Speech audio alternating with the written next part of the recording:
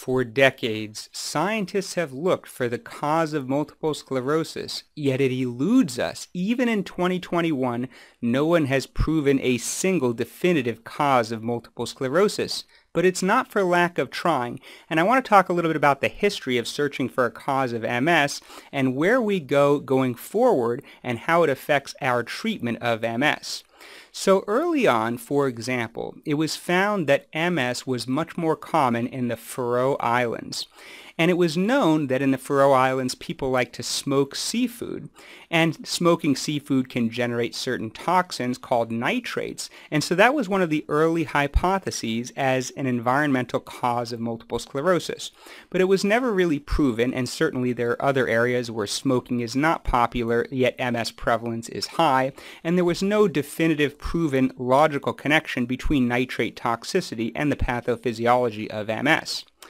In the late 1940s, Dr. Roy Swank hypothesized that saturated fat could be the cause of MS. And he did studies in Norway, finding that there was an increased prevalence of MS in inland areas where people consumed more beef and dairy, whereas in coastal areas where people ate seafood but less meat, MS was much less common. And of course, he made the famous Swank diet, a low saturated fat diet, and many people reported anecdotal success. I have a separate video on this topic if you want to take a look, but it's never been definitively proven. Early, there were unusual medical treatments thought to be beneficial in treating MS. One example is people thought there were abnormalities in the vertebral arteries, arteries that go to the back of the brain, that could be causing MS, and people actually did surgeries on vertebral arteries, but of course these treatments were never proven. Others thought that overactivity of the thymus could be the cause of MS. The thymus matures T lymphocytes, which are important in MS inflammation, and people actually did thymectomies, removal of the thymus, but that was never proven. Others thought that certain toxins could be the cause of MS, such as mercury in dental amalgams, and many people had their amalgams removed. But removing amalgams has never been shown to reduce MS symptoms. Mercury toxicity really causes a different clinical syndrome than multiple sclerosis, and even now that amalgam fillings are becoming less and less popular, the rate of MS seems to be going up in most countries. Others have thought that yeast could be the cause of multiple sclerosis, overgrowth of candida in the gastrointestinal tract, caused by changes in our modern diet, increased sugar consumption, antibiotics given for bacterial infections could be the cause of this. Anne Baroque is a proponent of this. I reviewed her book previously, but this has never been proven either. People have tried special diets and even antifungal treatments. Perhaps most recently, and which has had the most press, has been the idea that abnormal veins draining the head and spine, causing chronic cerebrospinal venous insufficiency, CCSVI, could be the cause of MS. This was proposed by Dr. Paolo Zamboni, a vascular surgeon, and I have a video on that topic as well. However, the association between CCSVI and MS was not consistently replicated, and interventional studies looking at procedures to open up the veins have proved inconclusive. So far, we haven't found a definitive cause of MS, but that doesn't mean we won't find one in the future in our lifetime. Now, we have identified various risk factors of MS. Perhaps the closest one that is medically accepted that could be thought of as a cause of MS is EBV, or Epstein-Barr virus, the virus that causes mono or glandular fever that a lot of people get as teenagers. Some studies suggest that 100% of adults with multiple sclerosis have evidence based on blood tests of prior exposure to the virus. In other words, they have antibodies against the virus. And people who have clinical mono, in other words, they got the disease, severe sleepiness or other symptoms, have double the risk of MS. But the problem is that about 90% of people in general, adults anyway, will test positive for the antibodies. So it's weird to think of it as a cause of MS, considering that so many people have it and the overwhelming majority will not get the disease. Professor Gavin Giovannoni of Barts in London thinks this could be a cause of MS, or at least possibly a necessary but not sufficient cause of MS. However, there is some data that in pediatric multiple sclerosis, less than 100% have evidence of exposure to the virus, so can it really be the cause of MS? Now, there are other risk factors as well. For instance, low levels of vitamin D are linked to MS, and people with MS who have low vitamin D have a worse prognosis on average. There's evidence that low levels of sunlight exposure are linked to MS. For instance, in Cuenca, Ecuador, the risk of MS is only 1 in 25,000 compared to 1 in 222 in Syracuse, New York, an over 100-fold difference. And so part of the rise in the rate of MS may be that we wear clothing and we work indoors. Genetics is certainly a risk factor for multiple sclerosis. If you have an identical twin with MS, your risk is about 25%. There are specific genes associated with MS. The gene most strongly linked to MS is HLA-DRB1-1501. If you have 2 copies of the gene associated with MS, you have an 8-fold increased risk, but your overall risk is still low if you don't have other risk factors. So there really is no gene that causes MS. There are only genes that are associated with MS. It's well known that MS is more common in developed countries, and so it's thought that Western culture could be part of the risk of MS. Part of it could be diet, increased sodium consumption, increased processed food, increased saturated fat, or it could be our hygiene. Some say that we're too clean. We don't get exposed to parasites when we're younger, and that kind of messes up the development of our immune system. But again, these aren't really causes of MS. These are just risk factors of MS. Now, just because we haven't found the cause of MS doesn't mean we'll never find it. And I want to talk about some diseases where we relatively recently have found the cause of disease in my lifetime. One great example is HIV. Now, actually, I believe this was discovered a little bit before I was born. I don't know the exact history. But at first, there were just reports of AIDS, acquired immunodeficiency syndrome, previously healthy people suddenly having signs of a very weak immune system, and they were getting weird infections. They were getting cryptococcus meningitis, which is very uncommon in someone who is immunocompetent, in other words, has a normal immune system. They were having Kaposi sarcoma, which is a cancer caused by the human herpes virus 6, and just other strange, unusual infections.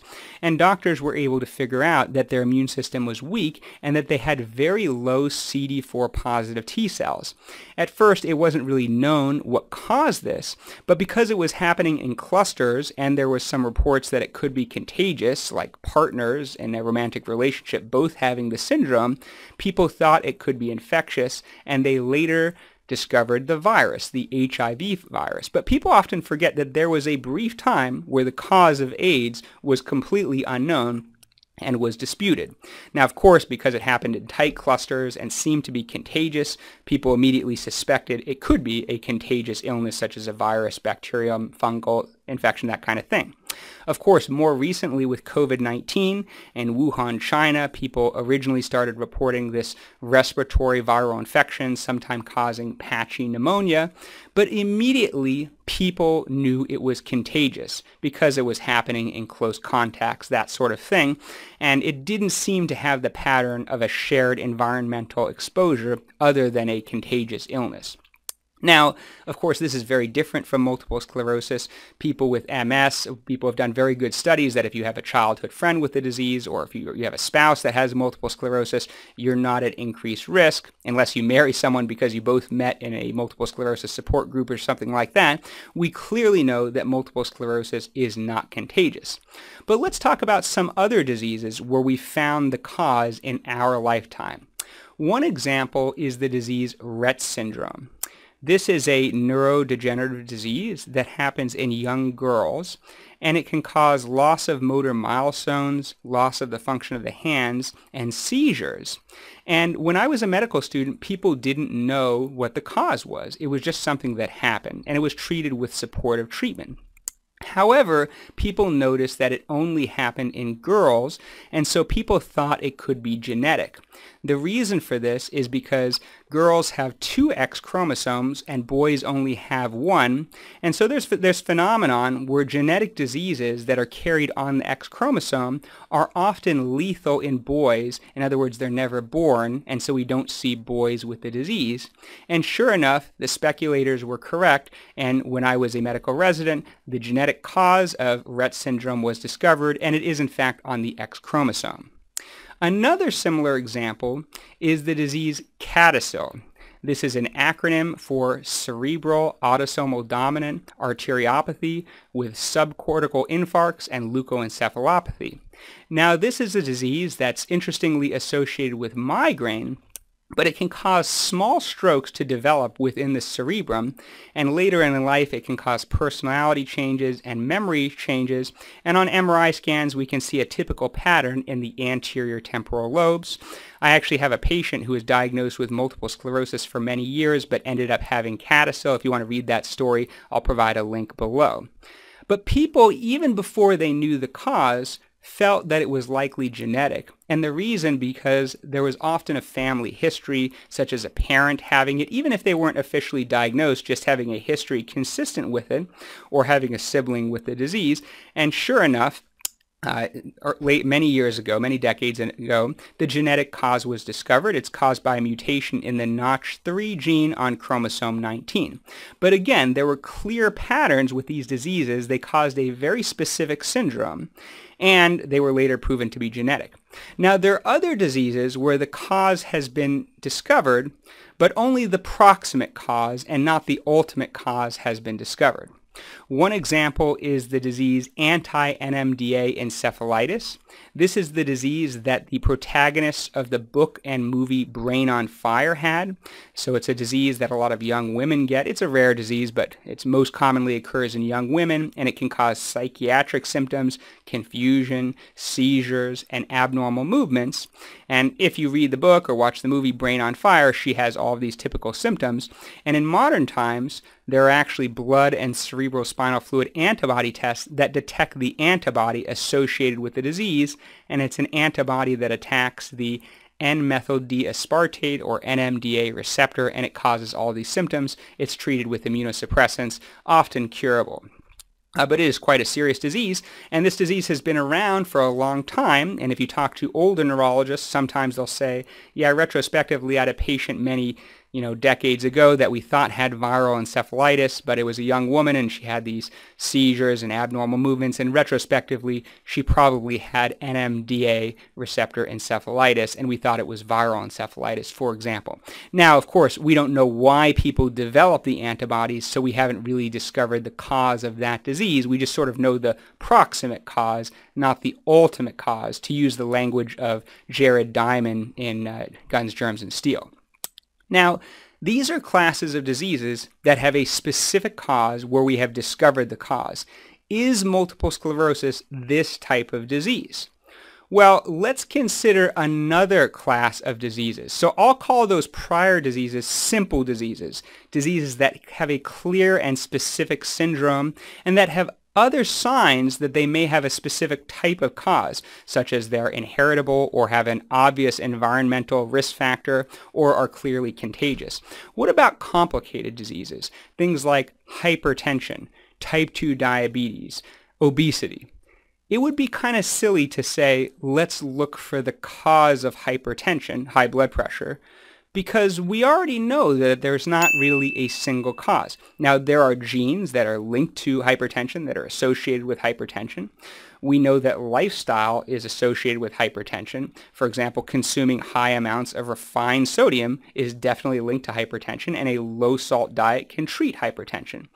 But of course, there are 1,000 risk factors. There are genetic factors, there's exercise, there's diet, different aspects of the diet, there's age, and there's not one single cause, and we all know that intuitively. The same is true with type 2 diabetes. There actually is a significant family risk of type 2 diabetes. Family members of those with type 2 diabetes have significantly increased risk, But that's not to say it's a genetic disease. There are just genetic risk factors. Of course, diet and lifestyle are also big risk factors. And again, it's not a single environmental exposure. It's sort of the totality of lifestyle and the totality of genetics. We know that type 2 diabetes is extremely rare in certain developing countries where people walk long distances and don't eat refined foods.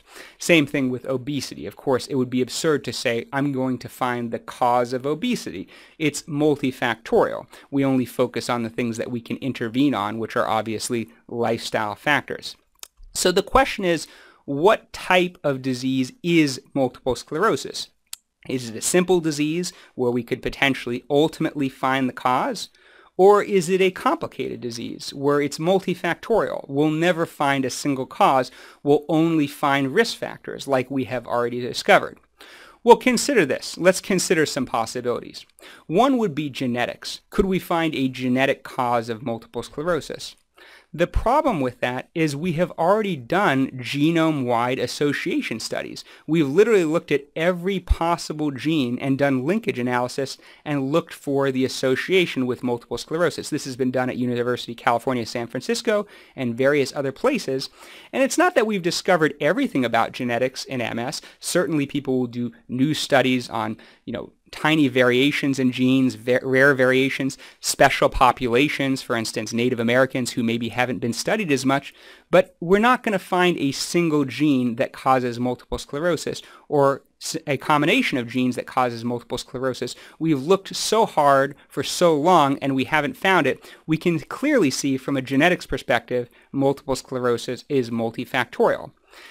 What about the contagious theory? Again, we've looked at everything. We looked at every virus known to man, and we've only found associations. We haven't found a clear, viral or bacterial or other agent. The probability of us finding something new at this point is very low. And again, there's no real evidence that multiple sclerosis is contagious. In fact, there's very strong evidence against that. What about environmental exposures? Could there be a specific toxin or medication or childhood antibiotics? So many epidemiologic studies have been done. Do people who get routine childhood vaccinations have higher rates of MS? No. Do people who get the flu vaccine have higher rates of MS? No. Do people who, there are slight risk factors that have been identified. I personally do recommend a low saturated fat diet based on the epidemiologic evidence that dairy and saturated fat may be linked to MS. But again, these are just risk factors. Vitamin D is a risk factor. It's not the cause. Parasites may be a risk factor. The absence of parasites isn't exactly the cause of multiple sclerosis. And just taking this all into consideration, my belief is that multiple sclerosis is a complex disease. It's not like HIV and AIDS. It's not like COVID-19. It's not like Rhett syndrome. It's more like type 2 diabetes. And think of every other autoimmune disease: rheumatoid arthritis, systemic lupus erythematosus, Sjogren's syndrome, sarcoidosis. For none of these diseases have we identified a singular cause, because autoimmune diseases are very complex. They're related to dysregulation of the immune system, just like type 2 diabetes is related to dysregulation of insulin and blood sugar control. These are complicated diseases. There's not going to be a single etiologic agent. Now, of course, all of this sounds very fatalistic and nihilistic, but this does not necessarily mean our treatment of multiple sclerosis cannot be good. There are many diseases where we don't know the cause, but the treatment is excellent. Would you say that we cannot treat obesity just because there's not a singular cause? Of course, that's untrue. Lifestyle treatments are excellent in obesity. In diabetes, there are medications, insulin, exercise, nutrition. All of them are very, very effective. Even for stochastic diseases, such as appendicitis. There's no known cause of appendicitis, but the treatment is excellent. And of course, a lot of our multiple sclerosis treatments are fairly good, though certainly not nearly as effective as for appendicitis, at least not for all people. So how can we treat multiple sclerosis from a population standpoint? Well, one is, even if there's no singular cause, we can target the risk factors. For instance, we're all going to be deficient in vitamin D. We wear clothing, we work indoors. It's not really practical for us to all go outside 8 hours a day, and so I think we just have to supplement with vitamin D. Interestingly, there may be a separate benefit to sunlight exposure, so it would probably be a good idea for us to get more sun also, although that's much more difficult to do. What about nutrition? Certainly we can all agree we should minimize processed sugar and processed starch and refined salt and refined oils. And, of course, we can have some debate on other nutritional advice. Should we be low saturated fat? Should we be more paleo? I really don't know, but certainly you can eat what would be regarded as a generally healthy diet. And, you could exercise regularly, not smoke, another risk factor for multiple sclerosis, and also we could continue to develop better medications. Again, for all of these other autoimmune diseases and all of these other diseases where we don't have a definitive cause, we can often treat them very well. So in conclusion, there is no single cause of multiple sclerosis. I don't believe we'll ever find a single cause of MS. I think it's a complicated, multifactorial disease.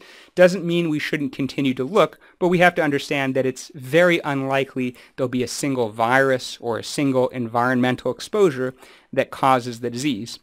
One other thing I should mention is that vaccination against Epstein-Barr virus could be a potential way to decrease the prevalence of MS in the future. But anyways, that doesn't mean we can't treat the disease by targeting the risk factors and simply coming up with better medical treatments of the disease.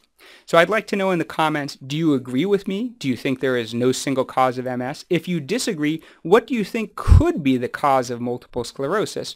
And how do you feel about the future of looking for a cause and looking for better treatments? And do you have any suggestions for future videos?